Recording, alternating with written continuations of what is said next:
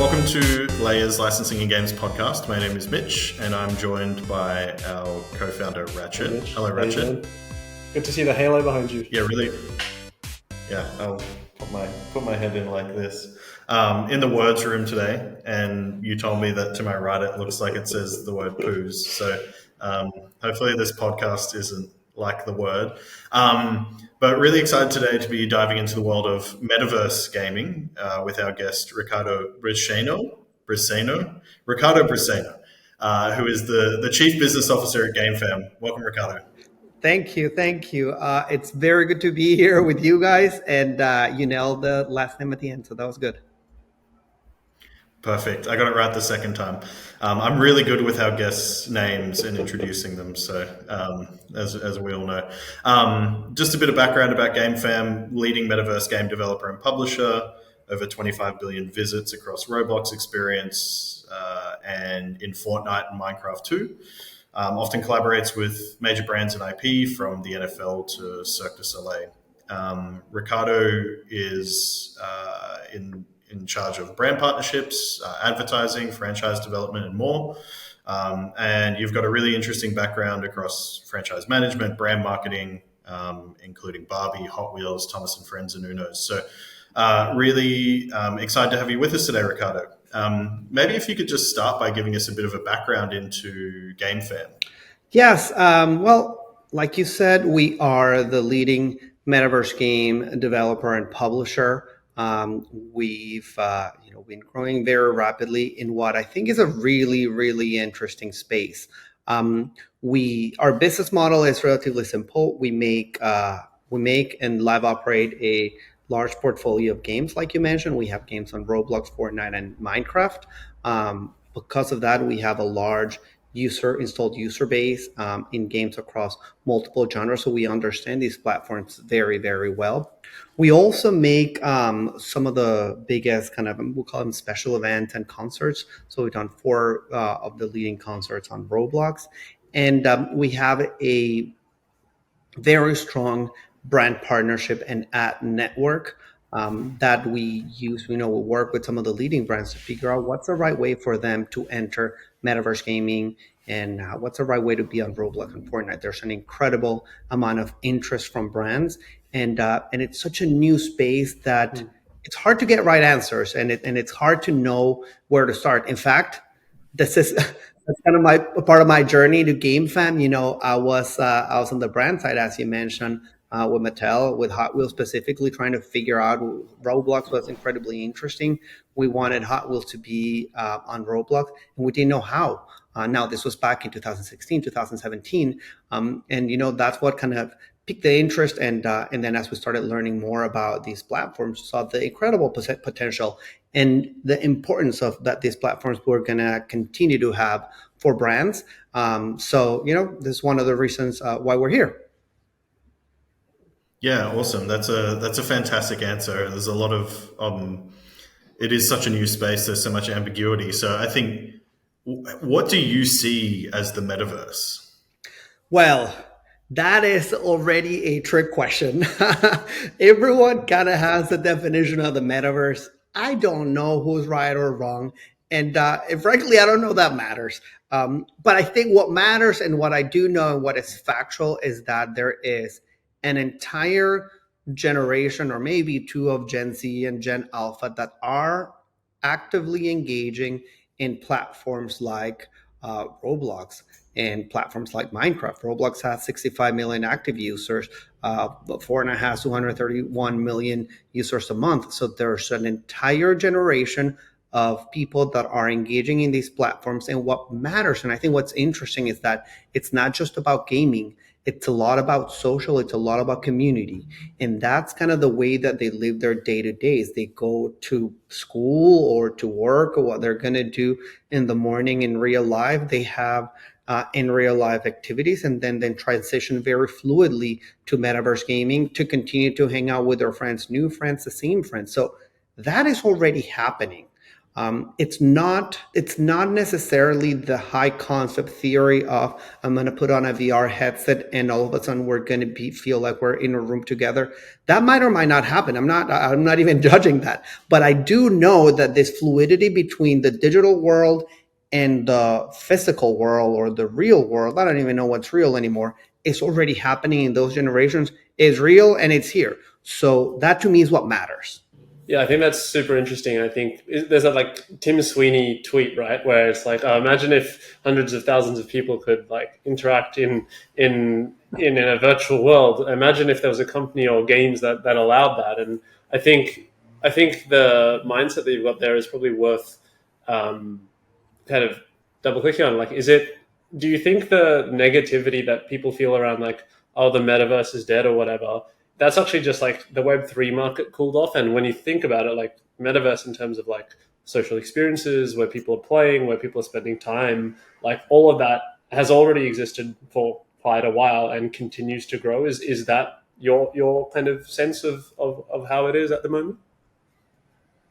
I think 100% it's an evolution. It's just we grown-ups, veterans, um, have don't necessarily or haven't necessarily participated in it actively. But Gen Z and Gen Alpha, this is their livelihoods, and that's what they do. And maybe metaverse is the catchword, or was the catchword of the day. We were calling it UGC gaming. It could be community gaming. It really doesn't matter what we call it. It's like 10 years ago, transmedia was everywhere. What does that even mean? I don't even know what it means. But the inherent concepts of brands having presence across multiple platforms, hasn't gone away, even though nobody uses the word transmedia anymore. So maybe metaverse is the same thing, and there's multiple manifestations of kind of the concept of metaverse. And the one that we were talking about is it's not a theoretical one, it's not a hypothetical one, it's very real. And I think that's what matters. Is it going to stay the same? Probably not. It's going to evolve. Are there going to be other manifestations of it? Absolutely. But I'm not here to be kind of the futurist. I'm here to know, there's an opportunity right here, right now, an opportunity that is only growing and that is not going away. And it is increasingly important for brands to have a presence there, because these are some of the places where A, you can deliver a lot of engagement, but B, where you can reach that target demographic that is so hard to reach. Further, we expect to see more and more some of the future franchises come from the metaverse, because this is where people are hanging out and engaging. It used to be comic books, then we moved to movies. These are the properties. This is what people are doing now. Yeah, absolutely. I mean, I'm showing my age by telling everyone that I used to play Habbo Hotel when I was a young 12-year-old boy. And like, I guess these days you would probably say that's like the metaverse, but really it's just like you said, it's like social gaming, community gaming. It's a place where you kind of like hang out with your friends online, and then everything kind of got conflated in the Web3 bubble, and everything got a bit mixed up. So I'm interested to kind of see where things go next. But what do you think will happen, or what do you think needs to happen to turn this kind of narrative around, that like the metaverse is dead, or this type of gaming or online experience is dead?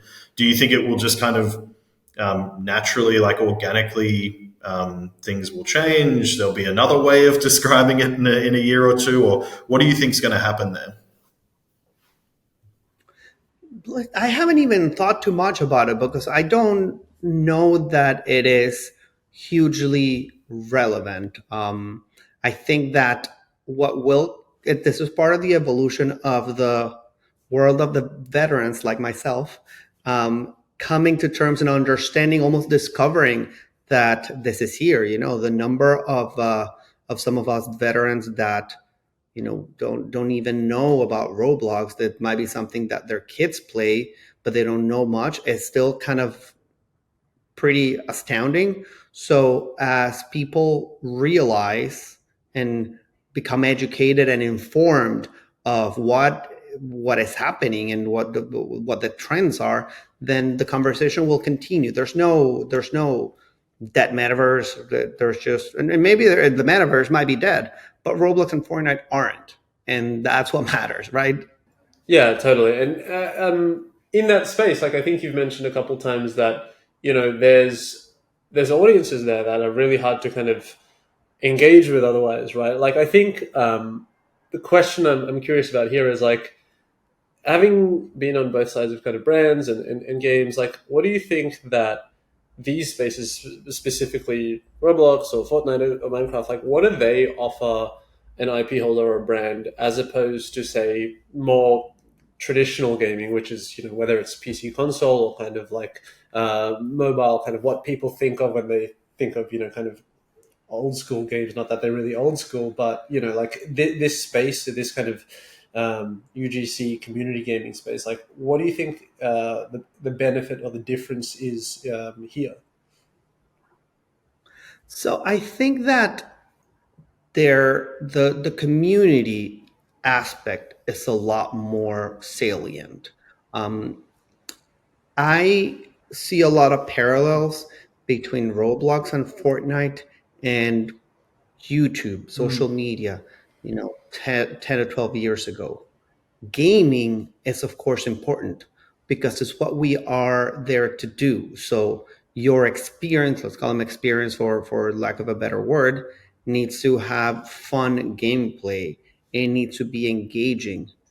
But more importantly, more than any other game, there needs to be that sense of community. In fact, the social role play games are pretty massive on these platforms.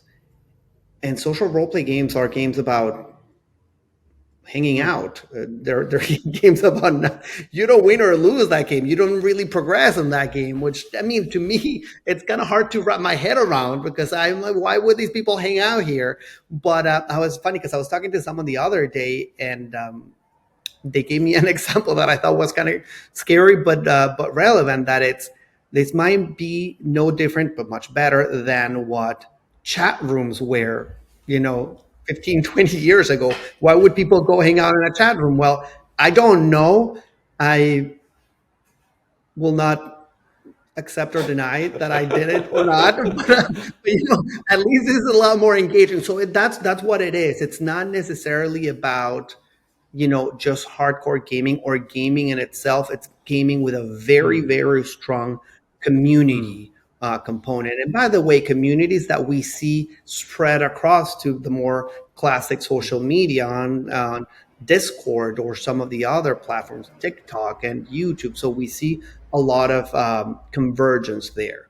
I think that's what drives the differentiation. In addition to the fact that because you have a persistent avatar, you are much more able to create a persistent persona in the digital world, much like you do in IRL, but without any of the constraints of real life. Yeah, I think that pitch on the engagement side or kind of tying to community must be so strong for these IP holders or brands. I mean, a traditional game, you finish the game, you may or may not play it again, but here you've got a player, their persona, the time they spend in this game, which could be years at a time, right? And it's like if you can get in front of that and talk to that, like that's powerful, and that's where you can build new emotional attachments with brands or pop culture, and then like obviously then interact with them in other channels as well. So I think you're very right. There's a unique set of kind of community or tying to like personality, which maybe in other games isn't as easily available. Yeah, and from a brand point of view, from an IP point of view, what's really interesting is that you get to form communities to extend your communities, and we all know that brand love is much more important than anything else. It's much harder to do. So that's one, and the second one is that because there's the gaming component, you interact with the brand very actively. You can have millions of followers on Instagram, millions of subscribers on YouTube, and that is fun. It's very hard to do. I've done that. It's very, very hard, very expensive. It's the right thing to do. But here you can have similar scale, but with an element of active engagement that you don't get on video, because video is video. So the way that we think about it, which I think is really interesting, is that UGC gaming, metaverse gaming, whatever we want to call it, can deliver the engagement of experiential marketing. That we all love experiential marketing. We know how rich it is, but it's limited by the scale. In this case, there's the scale of digital. And I'll give you one crazy number. One of our first concerts was 24K Golden. And in the first performance, we had 115,000 concurrent users. Well, concurrent. So there aren't many arenas in the world that can hold that many people. And that happened on a Friday at 5 p.m. And then we did another one at 6 p.m. and at 7 p.m. So the scale is massive, even when comparing with, with concerts that tend to be some of the biggest scale or largest scale experiential marketing, if you will, activities, right? Yeah, that's wild. I mean, like that is for those concurrent users, people have to log in, right? It's like, it's not easy. Like people sometimes say, oh yeah, but game stats are kind of easy to kind of like, fake. But like, no, if there's that many people concurrently logged in, they're choosing to be there, right? They could do anything else in their life and they're choosing to log in and be at that experience. Super cool. Exactly. And a lot of people would want to choose to be in the real life concert or 24K Golden, but the geography and the just space limits that in how many instances can you get that many people together at once. And that was just one showing, because there's another one the hour later, an hour later. So the scale is just massive, but it can still deliver all of that incredible active engagement from IRL experiences. Yeah. Like you speak about the shows that you've done. You've been involved in kind of other applications of brands in these sort of environments. What are some of the things that either you've done or you've observed that have made these collaborations successful? Like, what do you think the key ingredients are when you're talking about a branded Roblox experience or in Fortnite or in Minecraft? I think what we always try to encourage our partners to do, and we participate in that journey with them to try to guide that journey, is understand what they're trying to accomplish. There are multiple different objectives, and depending on the objective, there's multiple different solutions. There are sometimes it is really, really positive to create a standalone experience. Sometimes it's integrating into another game. Sometimes might be a one-off event. This is, again, I go back to the parallel with YouTube.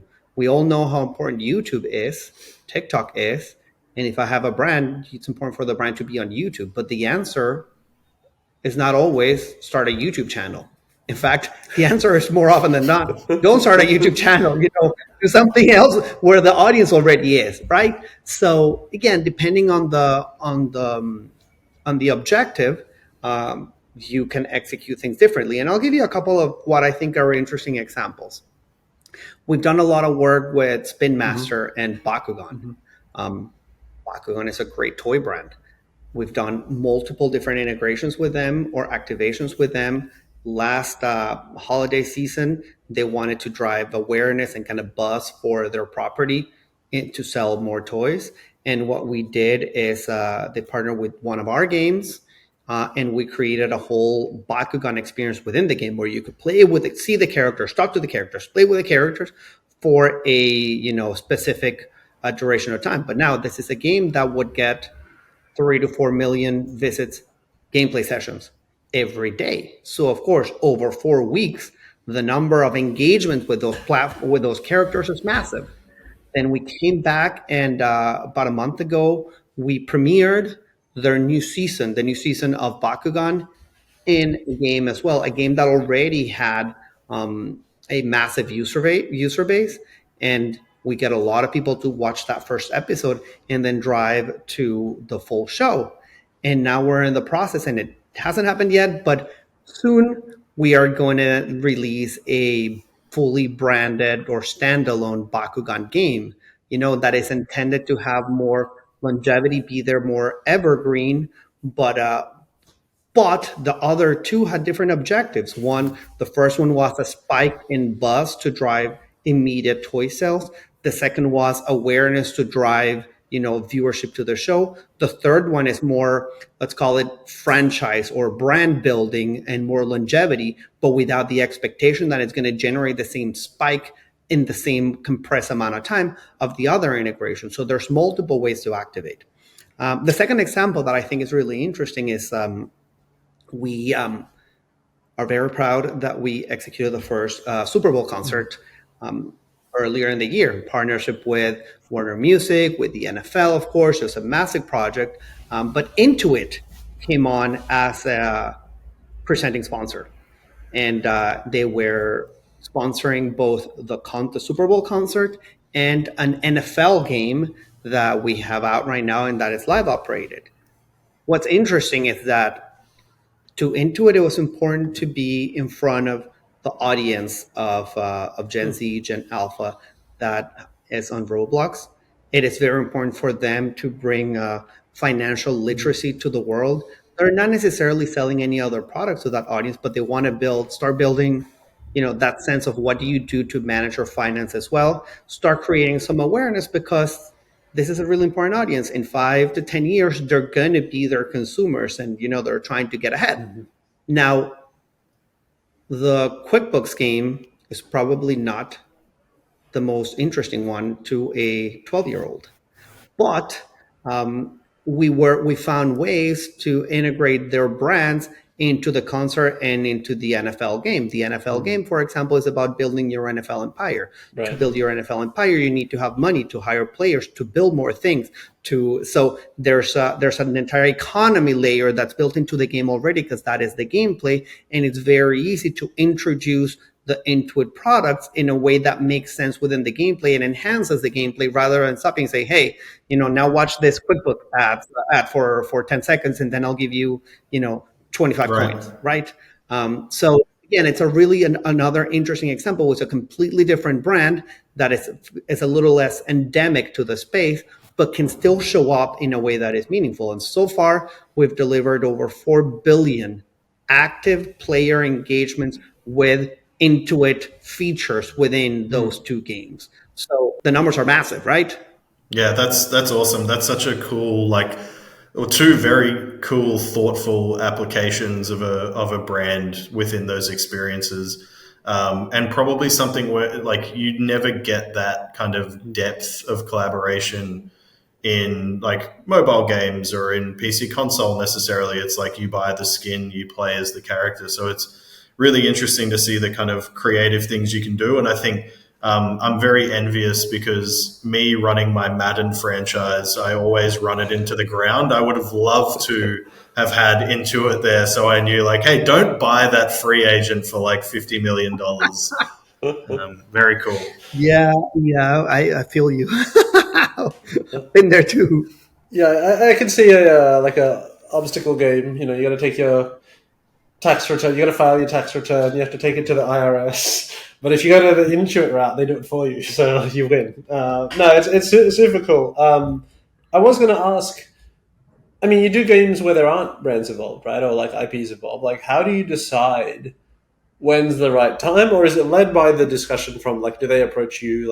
When do you decide we should work with a partner here, or we shouldn't, or we don't need to? What's that look like? So the majority of the times we've seen brands come to us, there's a lot of appetite to be in these spaces. We've seen anyone from Samsung to Gucci, Vans, Skechers. We talked about Spin Master, Intuit, the NFL, Barbie. There's, you name it. West Elm, Home Depot, Walmart, Chipotle, you name it. There's an incredible amount of interest. And there's an incredible amount of need for information. It's what I was describing at the beginning. Not everyone, but most brands are realizing that there's an incredible audience here. and nobody knows how to execute, and there's not a lot of guidance. So I think that one of the keys for GameFam business to continue to thrive is for us to become, and we try to be, thought partners to the brands that approach us and try to guide them, because we're not in the business of submitting a proposal based on what a brand wants and we collect a check. We could do that, but to us what's important is to deliver impact, even if that means not executing or not getting certain partnerships because what they want to do we don't believe is something that can succeed. Or sometimes we guide and we say, this is what we think is going to work, and we don't want to, we want you to be happy on the other side, because it's not about this one project. It's about, we believe strongly that the future of audience engagements goes through Roblox and Fortnite. There is no unit, much like, I keep talking the same example, much like YouTube, there's very few brands, TikTok, that decide that they don't want to be on those platforms. It doesn't mean that that's the only place that they're going to be, but that's part of the mix, and an important, increasingly important part of the mix. And this is the same way that I would argue today is for some of the youngest consumers, but as time goes by, it'll be for every consumer.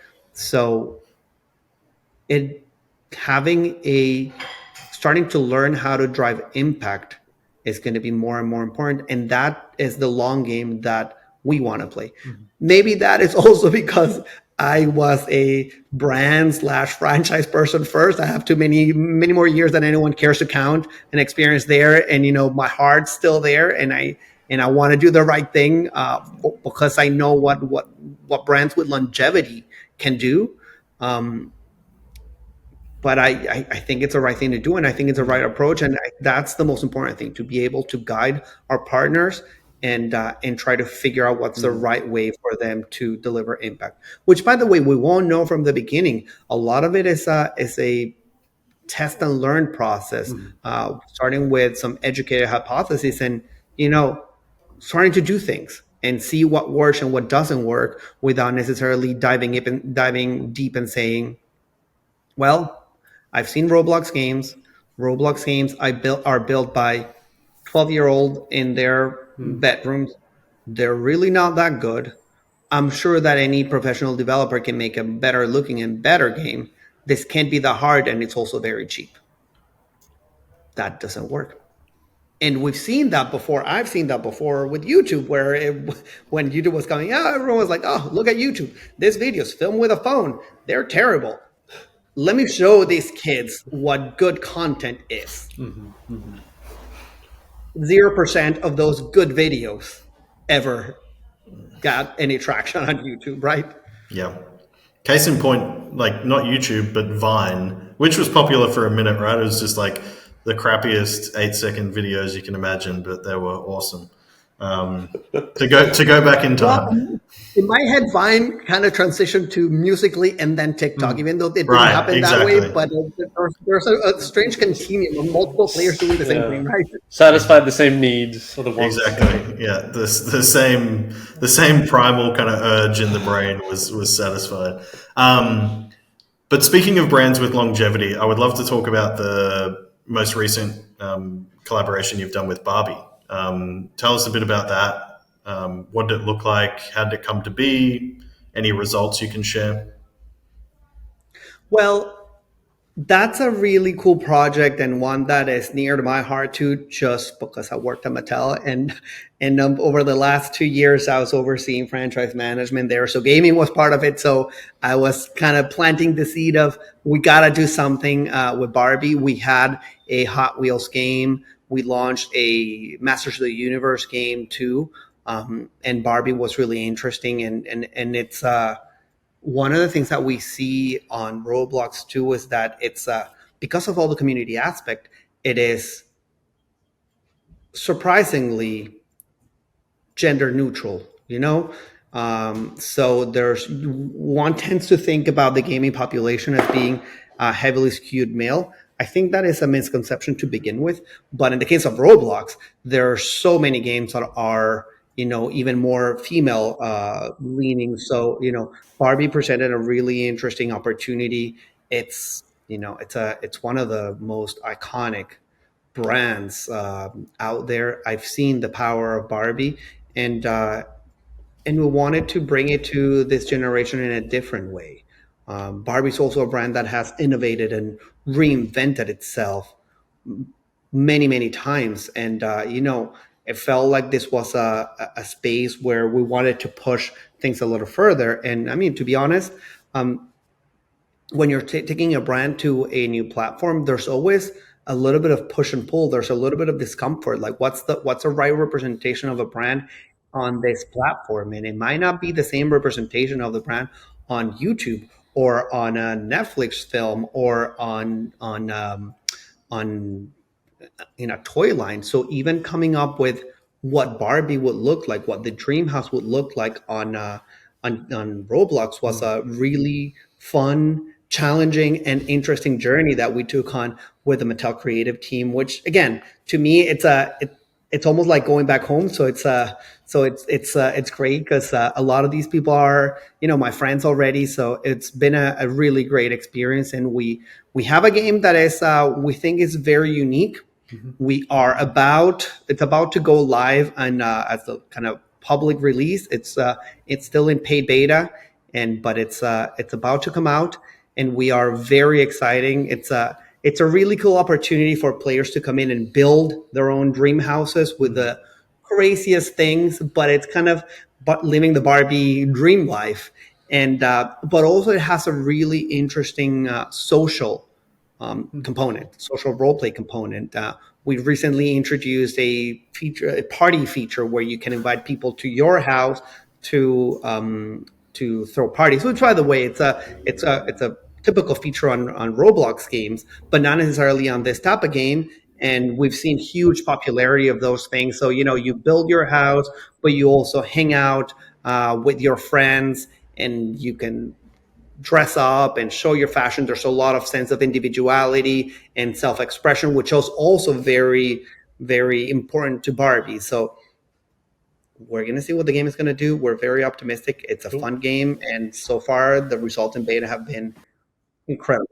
That's exciting.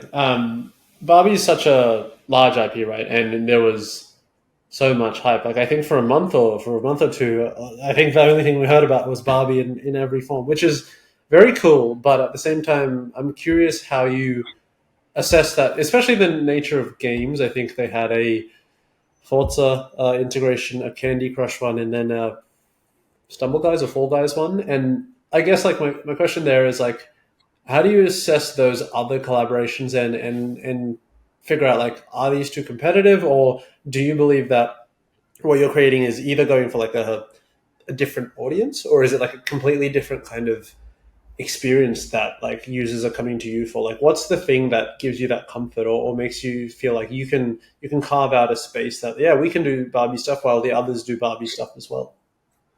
I think all of these types of gameplay are very complementary. For starters, the audiences are very different. The Candy Crush audience and the Roblox audience are very different. So I think there isn't a lot of overlap. But we see Roblox community gaming, UGC gaming, metaverse gaming, not as an or, but as an and. Because it's not about the hardcore gaming, but it's about the forming of the communities. And when you have a behemoth of a brand like Barbie, you know that there are communities of fans that hate Barbie and fans that love Barbie, but they're all fans. And the communities are there, and that is what matters. We've even seen it with our partnership with Sega on the Sonic Speed Simulator game that we developed for Roblox, and it's been the biggest launch of any game ever on Roblox, the biggest branded game. It's been a massive success, and Sonic is a video game brand with multiple titles coming out, and in fact, what's interesting is that because the audiences that we have are so massive and so engaged, they are also an incredible tool to promote some of these games. I'll give you a couple of stats on Sonic because they're incredible. At launch, the game peaked at 275,000 concurrent users, which is crazy.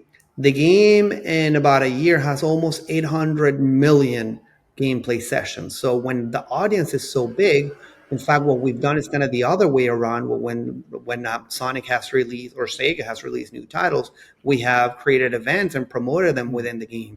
When when Sega was releasing Sonic Prime, which was their animated show that came out on Netflix last December, we also premiered it in the game, and we got 600,000 views of the first episode before it came out on Netflix, creating a ton of buzz for Netflix. So it's when you're able to engage those communities at so much scale, it's not an or, it's more of an and. It's everyone wins, right? Yeah. Do you think that like as licensors and brands kind of learn this, it'll just become part of the strategy? Like you said, it's like you have to kind of do all of it. It's not just like, oh, we need a game or a thing in games. That would be like saying, oh, we just need a social channel. No, you probably actually need, Instagram and TikTok and YouTube and all of that. Like with games, it's probably actually you need a mobile game or multiple. You might want to do something, collaborating with a AAA console, but you probably also need something in this space as well. Like, do you think that's just becoming the playbook or the strategy that more of these like top IPs will continue to adopt? Absolutely. And to stick to the Barbie example, and on video, they have a movie in theaters that's now streaming. They have YouTube, and they have Netflix. And all of those engage a different part of the audience, or more importantly, they can engage the same audience in different ways. They accomplish different objectives at different times, but as a IP owner, as a brand owner, what I would want to do is maximize the opportunity for my fans to engage with my brand throughout the day where they already are. We cannot expect them to just, because I have a Netflix show, that they're only going to watch Netflix, and what they watch TV doesn't matter. I mean, Nickelodeon has a pretty massive digital component too. So it's part of being where the audience is and showing up in a way that is relevant to the platform. We wouldn't come up with a super sophisticated game on Roblox because nobody's going to play it. I know you said earlier you're not interested in being a futurist, but if you had to put on your Ricardo Damas hat and predict the future in this space, what are you excited about most? What do you think the next kind of evolution of this space is going to be? I wouldn't trust my futurist predictions. Otherwise, I would be dedicated to playing the lottery is the thing. But no, there's a lot of things that I'm excited about. I'm very excited to see more brands come to the space in a thoughtful way.